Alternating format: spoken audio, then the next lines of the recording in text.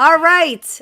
This is the last and final live, but it is such an important discussion. And I have the love scientists back, my co host for the Spicy Love Show. And now we are talking about long distance relationships.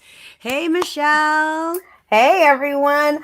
It's been a long time since I see you. I know it's been about an hour and a half, actually, but thanks for being here. And the reason I specifically wanted to chat with you about this topic is that you are experiencing this right now. So, can you share with our audience? They probably don't even know that the dynamic that you're in and just opening up the conversation about long distance relationships. Yeah, absolutely. So, hi everyone. Thanks so much for tuning in. And if you have any questions for us in the comments, please post them in the comments. My name is Michelle G. I am a relationship coach, a matchmaker, and also a best-selling author. So, something that a lot of people don't know about me is that me and my husband have been living separately for the last 2 years. Hold on, because people are like, what?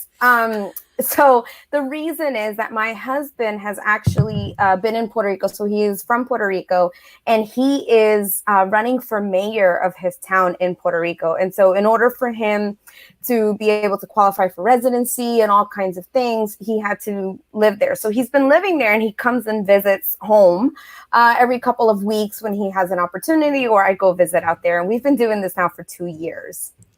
Wow. What's the longest amount of time? Like, is now the longest amount of time that you've been apart? But you've also been in the military. So, like, since you've been Yes. married, what is the longest amount of time that you've been apart? So my husband and I, we both served in the Marine Corps.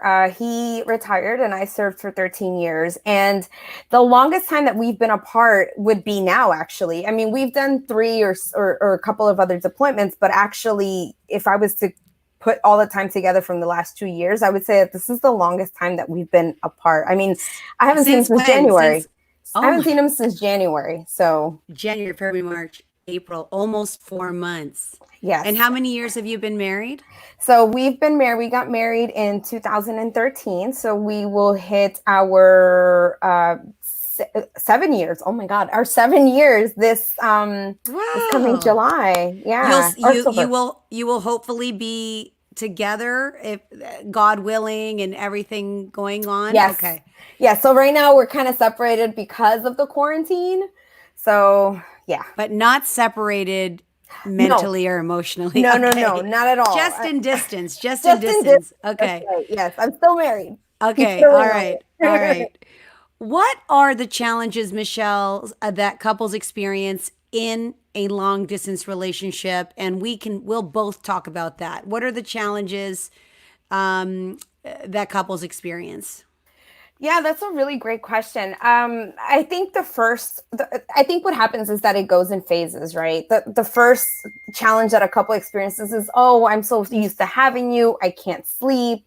I'm so used to you supporting me. If there's children involved, I'm so used to you taking care of this. So there is the adjustment of how to be on your own, right? That's one of the first things is how to be on your own when this person comes and they basically, while they disrupt your life, it's a good disruption, but then they're gone again. So that's one of the challenges, right?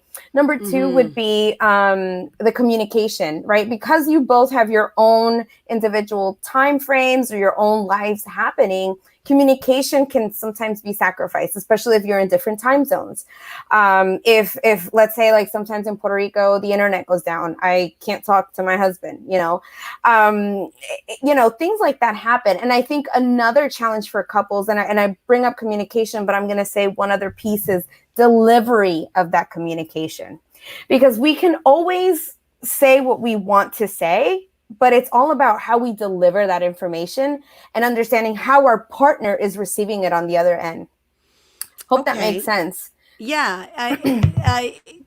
I think a big challenge as well is just the lack of when at times we all have that kind of breaking point or that need where we're feeling okay, there's a time frame here. I need to see you now. Not that a pandemic like forget the pandemic because that's really beyond our control. Right. But there are times when in a long distance relationship, if you have an agreement that, we're not going to allow more than 6 weeks or 2 months or 90 days, which is 3 months, go before we see each other because we also have physical, needs and requirements. Yeah. And so that I think is a really big challenge for some people. And the other thing that I know that has happened, because I have been in a serious long-term relationship years ago. I lived in Toronto at the time, and my partner lived in Cold Lake, Alberta. And this, first of all, it's a 3-hour flight to Alberta, and then landing in Alberta at the airport was a 3-hour drive from the airport. So he was working in the middle of nowhere. So 3-hour flight and a 3-hour drive. And I don't drive. I did the drive several times because I really wanted to see him at the time. But that's also a thing. And when that internet doesn't work, there's jealousy. And there's I trust my partner, but I haven't heard from my partner. So there's just, is it inevitable or natural, Michelle, for there to be a bit of a jealousy and possessiveness when you literally have no idea what your partner's doing? How do you address that? Yeah, so I think that's dependent on the person, the individual, and their own expectations in a relationship. I'll give you a really brief example. My husband plays a lot of music, so he's a percussionist. He plays drums, he plays congas, and one of the things that happened was that once he got back to Puerto Rico, all his friends, he grew up in Puerto Rico, all his friends, co-ed, so women and men, were like, hey, you need to come and you have to go play, blah, blah, blah. And so my husband would be like, yeah, I'm going to go play. And he was so excited about going to play that sometimes he would forget to tell me. And so if I don't hear from him, I sometimes get worried just because I'm like, you're so far away. Like there was a time difference at that time. And so I would get upset and I would just text him and be like, can you just text me when you get home? Right. So I know that you're safe. Or can you call me? Let me know what you're doing. Yeah, right? That's key because sometimes it has nothing to do with jealousy, but it's an authentic concern, exactly, for your partner's well-being. And I don't know what Puerto Rico's like, but I mean, for example, if my partner goes to Trinidad or goes to certain places in the Philippines, you don't want to go without a bodyguard, or you don't want to go, like there's a real concern about your partner. So there has to be that distinction of, listen, I'm interested in knowing where you are based on concern and not necessarily that I'm jealous, right? Exactly. So, and in that, you know what I mean? I had to really share with my husband at that time and be like, hey, I need you to really kind of take me into consideration. Like, I know you're there by yourself, but I need you to kind of remember that I'm over here and I'm doing my own thing. We're both entrepreneurs. We're both very much driven people. And so I just need you to remember that just because we're apart doesn't mean that you can't have your own life, but I still want to feel included in it. And so I think it comes down to really like I said, one of the challenges that couples experience long distance is communication, but also it's the delivery of that. If I approach my husband and I say to him, what the hell? Why didn't you text me? And I go off the hinges, right? How do you think he's going to respond to me? Yeah. He's probably going to just be like, exactly. Like,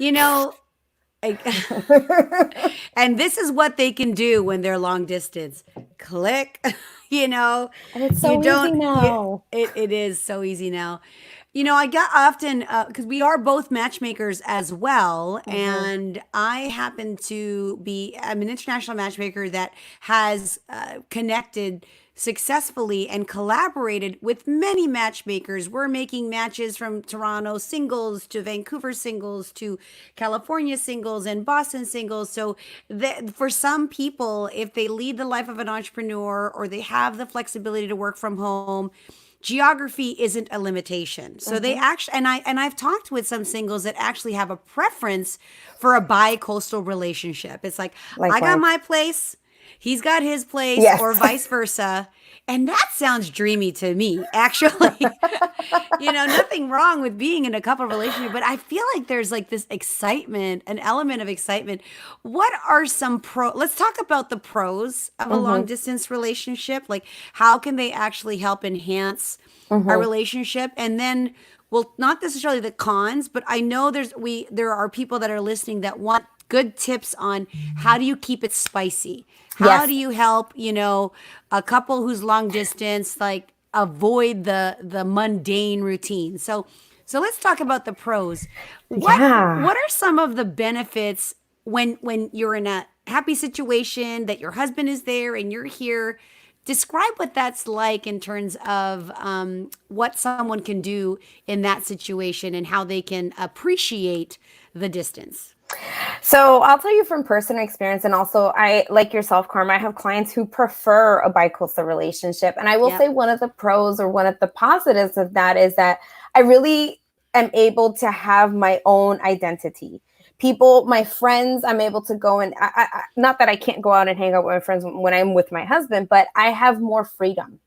I am also a very ambitious person, and so is my husband. So I have the opportunity to take care of the things that I want to take care of. I don't necessarily have to be thinking about the other person as physically being here. Oh my God, like, I have to cook, or oh, I gotta do the laundry. I gotta do it's kind of like I'm living on my own. I'm kind of just on my own, and I get to connect myself. I have that time, that space, which is really nice. And I will say this, and I don't say this as a cop out, but I will say that when him and I have disagreements, it is really nice to be able to say, you know what? I don't think this is the best time for us to talk about this. So how about we take a break and we regroup? And the fact that he can say, you know what, you're right. All right, I love you, bye. Like, even if it's an I love you, bye, a really strong one, like, we're still upset. We're able to let go of one another, and I'm able to just like decompress and have my own space. And I feel like that's so important, especially when you're experiencing a disagreement or an argument long distance. Yeah, I mean, I think the benefit for me when I was dating my partner who was long distance at the time was that I felt like I had the home life, the independent life.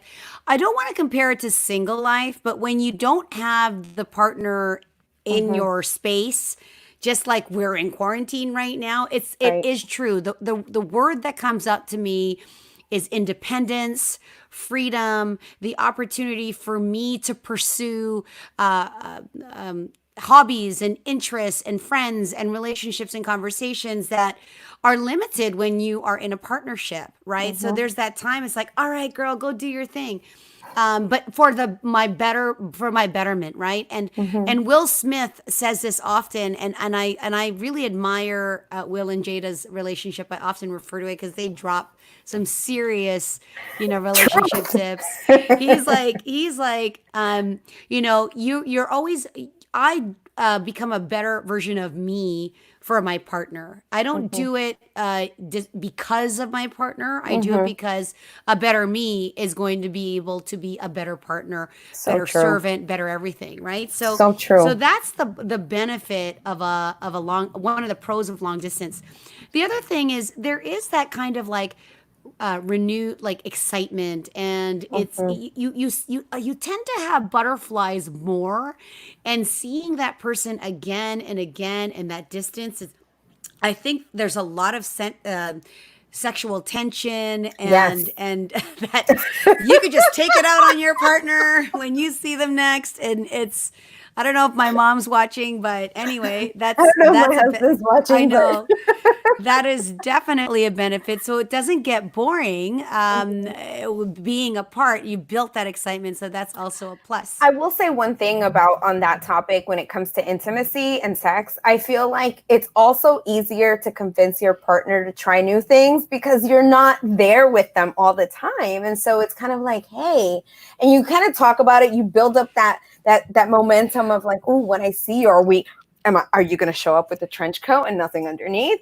Are Yeah. you going to take me to, a hotel and there's going to, you know what I mean? Like there's just that room for banter and flirtiness, which is so important in a long distance relationship. Yeah, and the downside of new things are like, where'd you learn this thing? Right.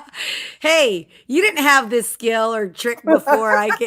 What have you been doing? So, honey, it's for you, baby. I've been researching. So yeah, you can definitely have fun with that. All right. Well, that was the lighter side for singles who are asking me, should I open myself up to long distance?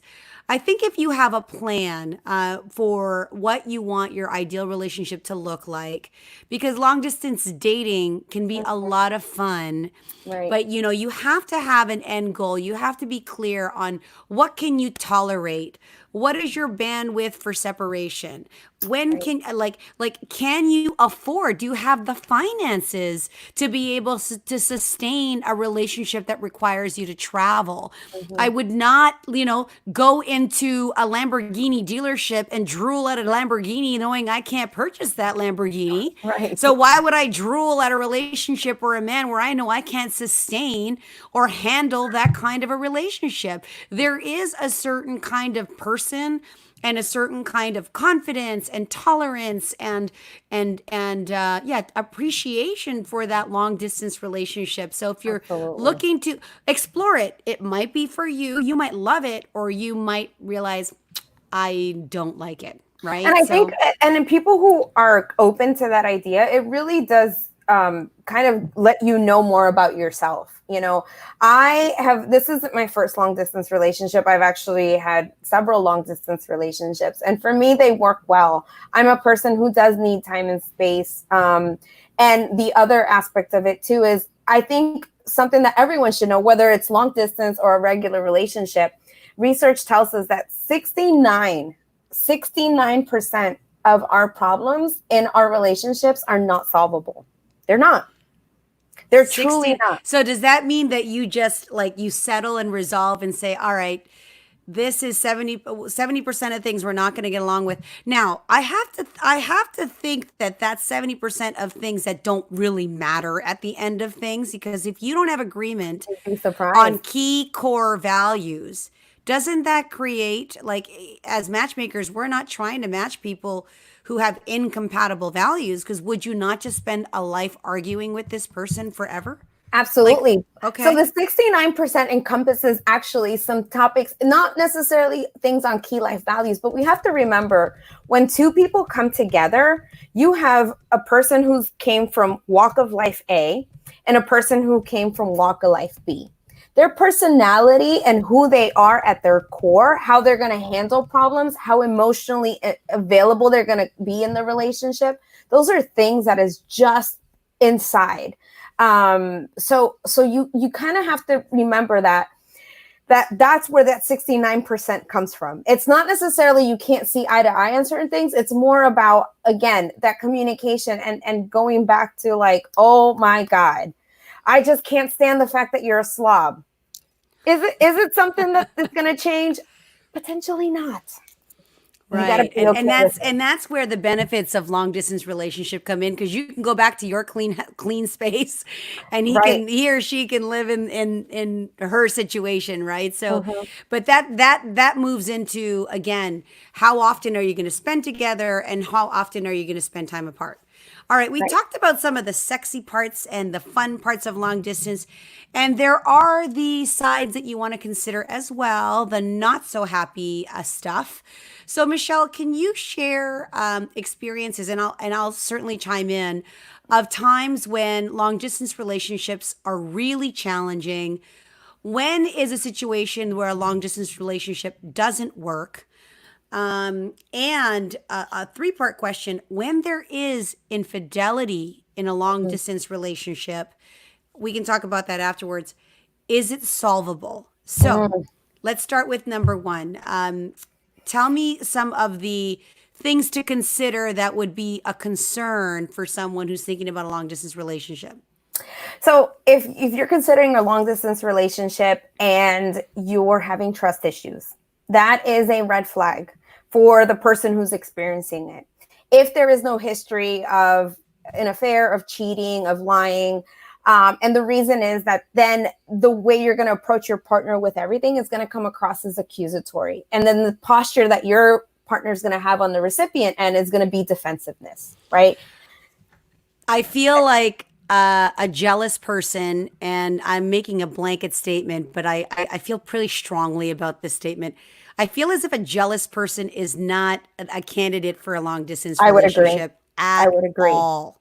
If it's hard enough for you to, if you're jealous already Mm-hmm. with somebody who's in your space, Mm-hmm. you can multiply that jealousy 3 times when you have zero control over Of your partner's whereabouts. Yes, that is a great, great, great thing to say. And again, it's not that it's a blanket statement, but it's like, let's be honest with ourselves. If you're a person who doesn't have trust and you get jealous very easily, or you tend to create stories in your mind about a message, or you're the person who wants to have your partner's passwords and all that stuff. Oh, yeah, we got to talk about that Oh stuff. All God. right. That's Yeah, that's a like, no-go. That is unhealthy because you're gonna suffocate that person. Truly. yeah, Truly. there is such thing as space and suffocation. I feel there was a time in my younger days. I don't do it now, but I was in relationships. I don't know why I did it. I think I did it because my partner requested it, and I didn't look at it as.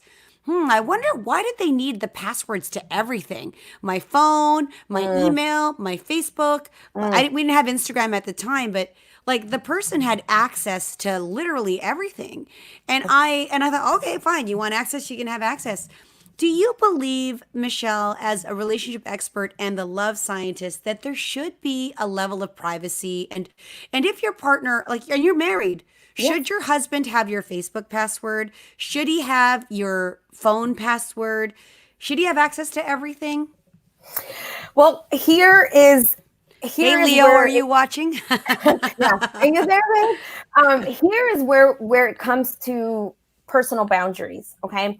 Now, there's in my culture, and I'm sure in many cultures, there's a famous saying that if you have nothing to hide, then you're gonna go ahead and just put it all on the table. But I kind of would say, you know what? I believe that there should be a level of privacy in a relationship. Number one, because I'm still an individual. I'm still Michelle. My husband is still Leo. Right? You in your relationship, you're still Carm. So to be honest, it's really important that it has to be a boundary thing. Does my husband have the passwords to all my stuff? No, he doesn't. Do I have the password to all his stuff? No, he doesn't.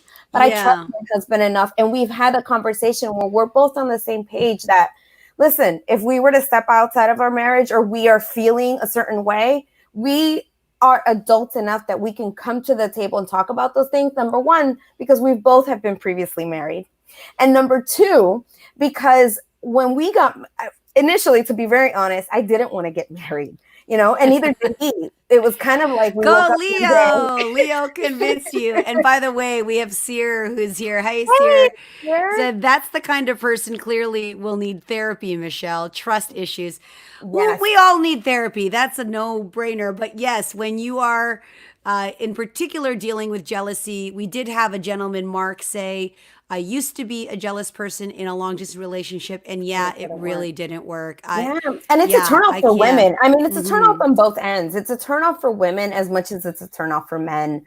And it's just one of those things where it really destroys a relationship and doesn't allow it to blossom if there's ever the opportunity for it to you've killed it before it can even grow. Yes.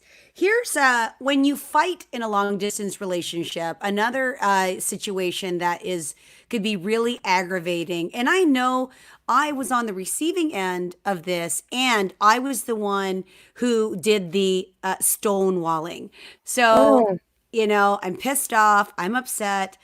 Partner's not answering the phone for whatever reason. I'm getting into my I wonder what's going on situation. And it wasn't jealousy. It was just, I don't even know what it was at the time. But, and it doesn't work because if you're in a long distance relationship, you can think, sometimes you take for granted the communication. yes. And you take for granted, well, they can't see me anyway, so no big deal if I don't talk to them. And the key to any successful relationship, but number one, the key to a happy relationship in a long distance relationship is communication. And when you remove communication and when you withhold speaking and when you use it as a punishment, it does not work Yeah, Absolutely. And you actually absolutely. lose trust. You lose trust because you're trusting your partner to give you that safe space, to give you the security to know that that they're thinking about you. But maybe it's not immediate. Nowadays, Michelle, people want that. All right, I texted him at 6 o'clock in the morning. He's And at he hasn't work. He replied. hasn't replied. Like they're literally counting down Creating that, stories. clock. It's like he should have responded by now. All right, it's 24 hours. Well, how do you deal with that, Michelle? Given that, do you and your husband, just using you as an example, Mhm. do you communicate daily? Is that it? Like when you don't communicate, not a red flag, but does that seem like, oh, I didn't talk to Leo today, or is it normal because you're in a long distance relationship that you touch base every other day, or do you speak regularly? So for me and my relationship, and I think it's dependent on each relationship, you set the rules, you set the boundaries, you set how that long distance relationship is going to function. For me, for myself, with my husband and I, we will touch bases every day, whether it's through a text message, whether we do a FaceTime or we do a phone call. One of the three count as a bid for connection, if you will, like we're reaching out to one another. However, there have been times where I will go and we'll text for 2 or 3 days. And then I'm like, oh my God, I haven't talked to you. I haven't heard your voice. And it's simply just because I'm busy with something. He's running a campaign. He's busy with something. And so we have that mutual respect for one another where we know, okay, it's not because I don't want to talk with you. It's because I'm literally busy. So we make it a point to say, hey, babe, or hey, hun, or hey, puppy, or hey, mommy, listen, I haven't talked to you, but just know that I've just been really busy, but I miss you. And so we do practice that. And one of the things that I had my husband do, because I'm also a relationship coach, is I had him read this really great book, and I'm a certified facilitator in it, and it's called The 7 Principles for Making a Marriage Work. It's through the Gottman I'm gonna Institute. write that down. The seven. 7 principles for Okay. making a marriage work. And if you Can you are, summarize? yes, if you're a person who's in a relationship, wants to be in a relationship, looking for a relationship, I can't stress enough how important this book is. I had my husband read it while we were married, and he learned so much about just our relationship and about me and my personality in terms of how I deal with conflict. And I learned so much about him as in terms of how he deals with conflict. It's a really great book because it talks about the 7 pillars that are important and need to be built in a relationship for the longevity of a relationship. So I'll go through them really, really quickly. Sure. The first principle is enhancing your love maps. And what that means is your partner is going to change over time. So you want to stay curious and continue getting to know them. That's the first principle. So enhancing your love maps. Number Okay. 2 is nurture fondness and admiration. And I think in couples, whether it's long distance and whether it's or you're living with them or you're in quarantine, it's really easy to take someone for granted and forget to say, babe, I appreciate that you did this. Thank you so much that you went and got me this little thing. Or, hey, thanks for grabbing me that. We say thank you, but we forget to really express the gratitude behind it, the appreciation. And gratitude and thank you and appreciation are not the same thing because they make a person feel differently. That's Got it. number 2, the nurture Okay. fondness and admiration. Number 3 is turning toward. So when you're having a good moment or you're having a bad moment, to always come back towards each other, to face your partner, even if it's to say, hey, I can't talk right now because I'm so upset, but you're not pulling away from your partner. You're not walking away from them, right? And those first 3 principles, enhancing your love maps, nurturing fondness and admiration, and turning towards each other, are really the friendship systems that really develop very well in a long distance relationship because you're so far. And you're forced to have to continue that curiosity. You're forced to having to say, oh, I miss you so much. And I'm so happy that you sent me that card, right? Like we actually point those things out. So one of the things I'm taking away from what you're sharing is it's I'm not going to say strategy, but it's intentional. and Yes. it's conscious. Yes. And the thing about relationships in long distance, where we are day to day living with our partners, dating our significant others, even dating somebody new, we take for granted that we'll see that person. We don't really put in the extra effort Right. because we know we're going to see them. But everything that you're speaking about is really talking about how you have to be intentional with your words, how you have to actually maybe even schedule it. Or as you said, with you and Leo, a text. chat, a text, or a video call counts for communication. And if one or none were achieved, then there is something not wrong, but it's out of sync. You know, there's something out of sync. It would be weird to go a whole day and not be in communication with your partner. Okay, Absolutely. great. Absolutely. We have someone here who says distance can't change a true love or relationship. Yes. And you know, they say distance makes the heart grow fonder, and then some people say, you know, distance makes it, you know, just forget about I one was gonna another. say, Right? distance makes the heart wander. Right. It's like Either you go fonder, and that's a matter of character, and that really is again a matter of your personal boundary. If you can't do it, don't do it. All right, let's get into the juicy stuff, the controversial stuff. You're Yeah. missing your partner. You know, you're still a human being and you're an attractive woman. I mean, I like to think I'm an attractive woman.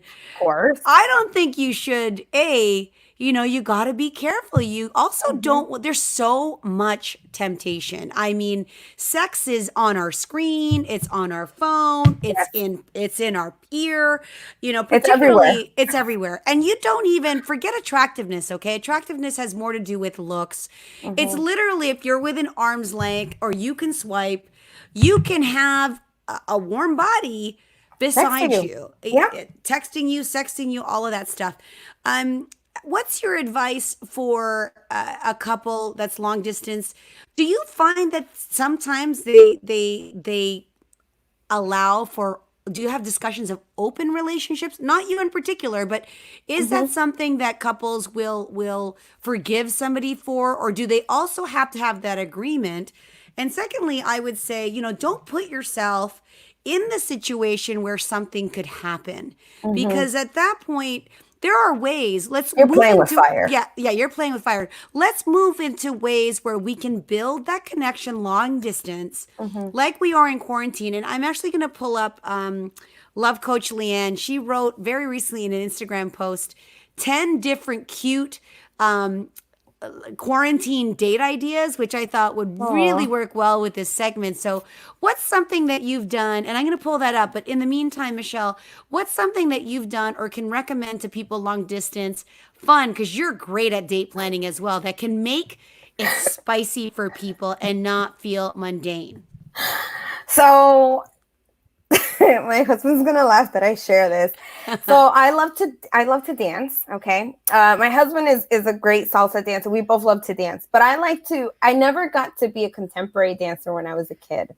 So what I like to do sometimes is I will put this whole routine together and I'll put music. I love that. I love that because. You know, and this is something, the reason I do this is because when we were living together consistently, sometimes in the morning I would wake up and I would do this whole contemporary routine dance with the love song, and he would just sit there and soak it all up. So another way that I wanted to bring that back for us, even though we're far apart, was for me to like hold the phone and do something. And it's silly because I'm a horrible contemporary dancer. I'm not meant to be a dancer in that sense. My body doesn't stretch in certain ways. So it's really funny, but it brings a lot of laughter to the both of us.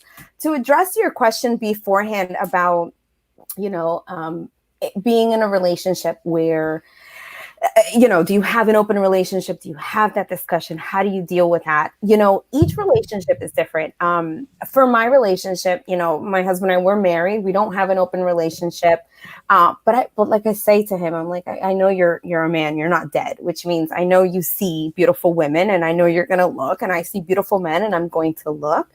And so the really most important thing is for us to really be respectful and mindful of one another when we're present, right? Because I don't want to do that in front of my husband, have him feel disrespected or me feel disrespected, neither one of us, right? But I think it's a matter of being able to, if that works for you, then talk about it. And if you're in a long distance relationship and you've stepped outside of it, do you want to bring it up? Do you want to talk about it? You know what? Honesty is the best policy. I'm also one to say it doesn't always work for everyone, but you have to know that whatever choices you've made, there are consequences to that. 100%. You know, it's kind of like, how worth it is it for you? Is that moment of less worth losing someone who you want to grow old with, right? Yes. And I know of a lot of relationships that have been able to rebound back from affairs.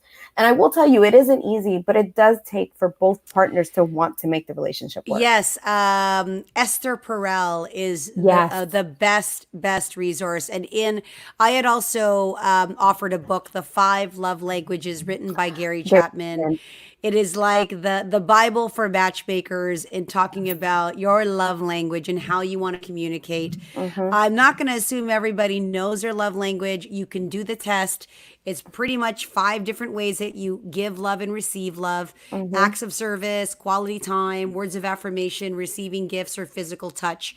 It will expand on all of that. My love language is quality time and acts of service. I really, really feel loved and appreciated when my partner spends time with me, because time is so precious. And when someone's doing something for me. So an act of service would be when I wake up, my coffee's ready. When I come home, the kids, clean the house as a surprise. Those to me scream louder than you saying, I love you, or you're amazing. Where my partner, he really lights up and thrives on hearing words. And to me, words mean absolute. You can means nothing. It literally doesn't have much of an impact on me, which is so strange. What's your love language, Michelle? So interestingly enough, my love language is quality time and words of affirmation. I have to hear things. I love to hear things. I would not have thought that. Yeah, I do. I have to hear them. I have to be, and quality time in the sense of even if we're just sitting there watching Netflix and I'm holding his hand, that's quality time for me. We're doing something together. That's me. So here are some of the ideas that my girlfriend Leanne, Love Coach Leanne, I'll put her link in there as well, because she has 10. Shout out to Love Coach Leanne if she's watching. Exactly.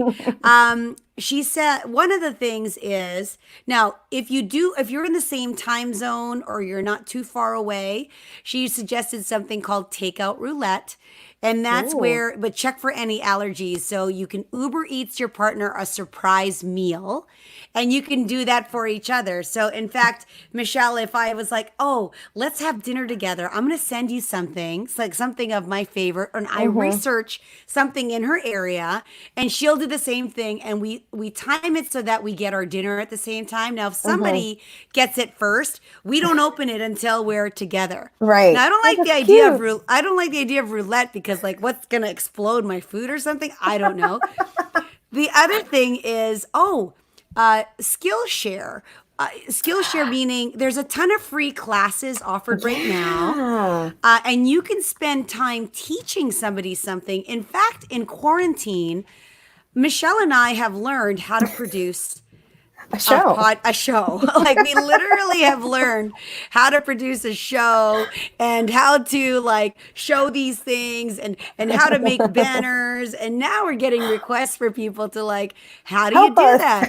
Help us. And I'm literally taking some of these skills that I'm learning and teaching my partner how to do that. So that's something really cool, is each of you go away, decide you're going to learn something, and teach somebody that. The other thing, for those who don't know, I'm going to do 2 more things, is you can get sweaty together. Now, you can do the sexual stuff too, but that's for you guys. You can do that on your own. We know that. We're talking about doing a virtual workout. And you know what? Stretch yourself a bit, because if your partner doesn't do yoga and she's into yoga, get silly, put on your tightest pants or shorts or whatever, and do naked yoga together. I don't know. That would turn, like maybe you wouldn't do yoga for very long, but that's cool. And then something I haven't done yet is the virtual tours of museums. The Oh, Smithsonian, the New England Aquarium, the Louvre, they're all free. And I was in Paris last year with my daughter for her 21st birthday, and saw the Mona Lisa in person. Absolutely fabulous. And breathtaking. I don't know, I haven't done any of these things yet. Like, what am I doing? Yeah. You What gotta are take a you break. doing? What are you doing? I haven't done a virtual tour with my husband. So shame on me for that one, babe. If you're watching, maybe we do it on Saturday. Exactly. Exactly. So those are some, what's the sweetest thing that, well, I'll say, well, you've been in long distance relationships, so I hope it's Leo, but maybe it's not. What's one of the sweetest things that you've experienced from on a long distance date? Um, a long distance date, meaning Yeah, like we weren't there together. no, yeah, you were, yeah, something, a gesture that someone did, or something sweet that happened to you for on a long distance date. Something sweet that happened to me. You know, I would have to say it is Leo. Um, Okay. I will have to say it is Leo. So something really sweet that he did was that he hired a quartet, is that what it's called? 5-string quartet? Yeah, quartet, yeah. A quartet. Well, five string is quintet. Okay, never mind. So I'm saying this wrong, but he Yeah. hired a quartet. It was a group of people in their candy striped, and they sang. And I was I was just completely embarrassed because it was at a very public place. We were doing a wine tasting, and oh my God, I was like dying. And all the women in the room were like, "Oh my God, he's so sweet," and all the guys in the room were like, I can't believe you did that, man. You showed us off. Now we have to do it for our wives. And I'm just like, oh my God. But it was so sweet. They sang like 4 That's songs. amazing. So that was a really All sweet right. thing. We're just about to wrap up, but Yes. Michelle, can you please share with everybody listening? And thank you guys for watching, Yes. for staying with us throughout this time.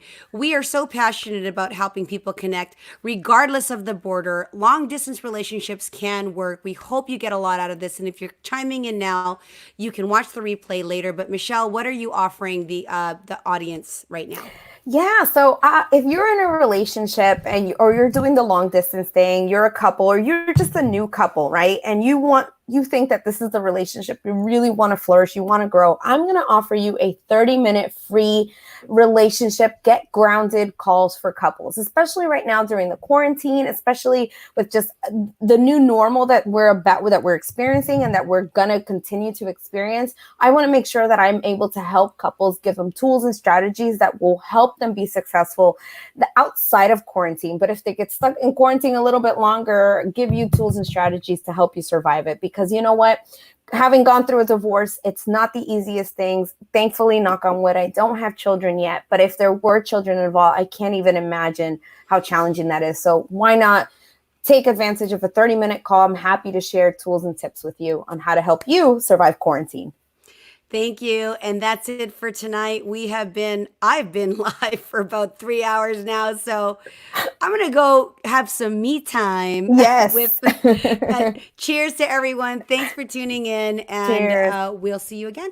Thanks Bye. for having me. Bye.